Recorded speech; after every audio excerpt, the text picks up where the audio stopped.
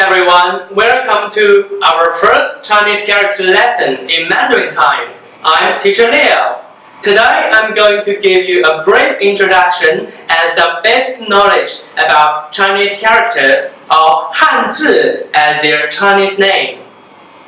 Some people think Chinese character is very complicated and is consisted of irregular and complicated lines or slashes. Unlike Western languages, Chinese is not alphabetic languages.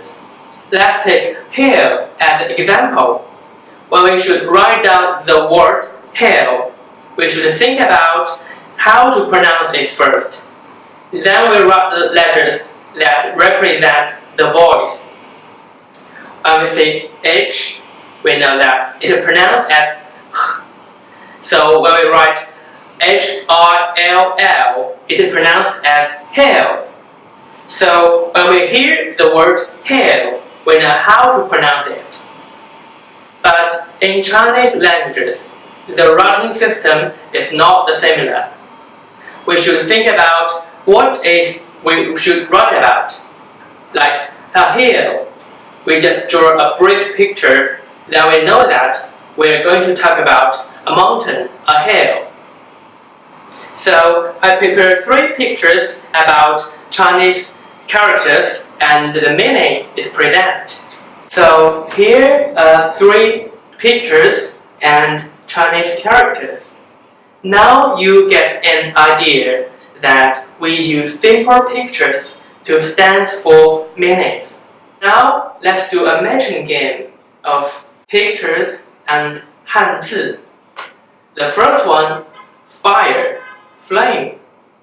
Which characters looks like the picture of flame? Yes, this one. 火. 火 means fire, flame. And which one looks like a moon? 非常好. 月. 月 means moon. And in ancient China, the farmland is consisted of small squares. So this one is farmland, 田. So this is one of the way we create Chinese characters. We call them pictographic. It means use simple pictures to express the meaning. But you will find that it is very easy to draw a picture like moon, hill, farmland. But how do we deal with verb, preposition, or word with abstract meaning? Let's take rest as an example. So on the picture, there is a standing person. It means person, people.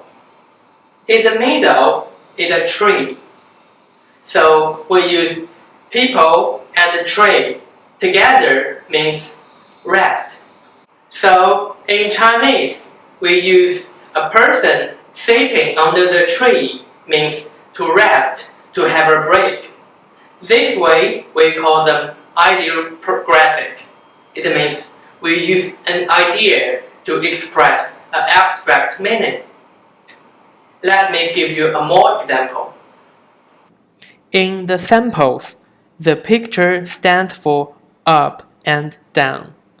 In Chinese, we put some 2 strokes on the line to indicate on, upward, or above. And under the line means downward as opposite. Now, follow the idea we create the ideographic Hanzi. How to say 1, 2, 3 in Hanzi? We use 1 horizontal line to indicate number 1 and 2 lines to indicate number 2. And how do we indicate number 3? Of course, 3 lines. It is very easy, right? Then let's think about what is Hanzi consisted of. Let's look at the picture on the right. The characters like this we call them single characters or 独体字. And these single characters is the foundation of Hanzi knowledge. And the single characters is consisted of 3 basic strokes. We call them 点, 横, 竖, 撇, and 捺. Let we discuss them in detail. The first one, 横, 横, from left to right, is a horizontal line. In Chinese, we call them 横. And the vertical line from up to down, we call them 竖, 竖. And the next one, from the right up to the left down, is 撇, is the left falling stroke. 撇. And the right falling stroke, we call them 捺, 捺.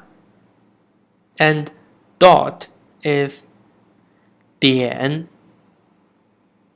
From bottom to up is 提, 提. And a hook is 钩, 钩. Then let's talk about radicals in Hanzi. As a picture, you can say 修, as we talked before. So in 修 is a combined characters. It includes radical on the left and the single character on the right. And it together is combined character. Single character and other components can make up combined character. We call them radical. Sometimes it will be changed a little bit as radical. We can get some information or hint to understand or guess what the combined character stands for. Let's take a look at the table. In this table, it shows single characters as a radical in a combined character. The first line is 木. 木 as a single character means tree and wood. And as a radical in a combined character, it keeps the same meaning and the same structure. But sometimes the characters as a radical does not have the same meaning. The second line is 月. As a single character, it means moon. But when it used as a radical, it means a part of your body. But sometimes single character become a radical, the structure will also have some change. One 火 as a single character. When it becomes to a radical, it becomes to a 4 point at the bottom of the combined character. It means fire or the use of fire. And also 水 as single characters, it means water. When it becomes to a radical, it becomes to 3 points on the left part of combined character. It means water or the use of water. After we talking about Hanzi knowledge, some students ask me, is it necessary to learn Hanzi, and why should we learn that? Well, let me tell you the advantages of learning Hanzi. First of all, Hanzi can help us consolidate and expand our vocabulary range. and it also helps us to understand Chinese language structure. Without knowing Chinese characters, it's impossible to actively gain new vocabulary on your own. The process of acquiring vocabulary requires you to memorize a new expression and the corresponding meaning. While reading, you will encounter a new word. You will look it up in a dictionary and write down on your notebook to revise it later.